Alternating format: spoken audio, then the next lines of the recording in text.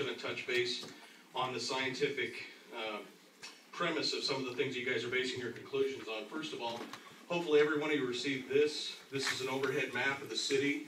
This includes the one sensor location where all the numbers are coming from. They say that the range of that sensor is between 100 and 200 yards. You'll notice that within those two concentric circles that it touches at 100 yards, 12 to 13 residences, and at 200 yards, about 20 residences. Now, when they collated all the data from this, you would think that they would draw the information on who's burning what from those residences, even though this covers about 80% of this actually covers commercial area.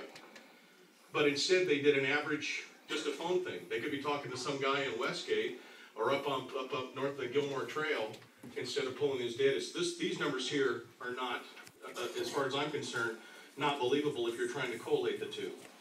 The second thing is, if any of you have taken a look at the email that came from David McDonald at Central Fireplace, which is the Central Boiler people.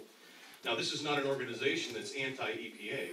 This is an organization that yearns to get EPA approval for every one of their stoves. They want the regulations. They work with communities to put regulations in place. And they proceed to tear apart the CCHRC's report. They talk about NESCOM statements and standards which the CCHRC used in their report.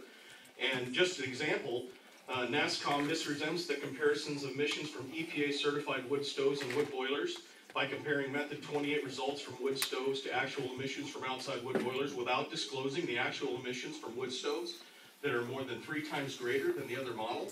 That's one instance. This gentleman here has nearly almost a dozen different examples of basically misinterpretation or outright faulty information that came through on the CCHRC's report because they're basing their report on this NESCOM report. Now, I know this was emailed to all the assembly members. Did anybody look at this along with all the other reports that are on there? He included everything because he forwarded the email to me a couple days ago that he had sent to every one of you. So I have some questions about how this even reached this stage. And finally, since I'm short on time, I'm just going to say this.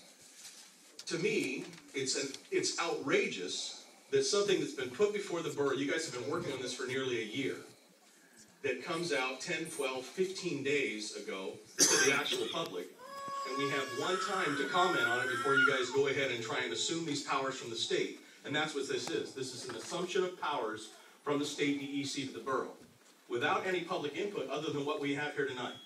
Okay, thank you. Let's see if there's any questions. Mr. Beck.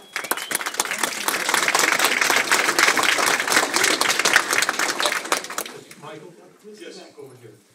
Thanks for coming down this evening. Did you have an opportunity to make it to the symposium? I didn't make it to the symposium last night, no. Okay, because they had quite a presentation addressing some of those issues. But anyway, thank you very much for coming down. Okay, seeing no further questions, thank you for your testimony. And if in the empty seat, Lance Roberts would come forward and may name and address for the record. Okay, my name is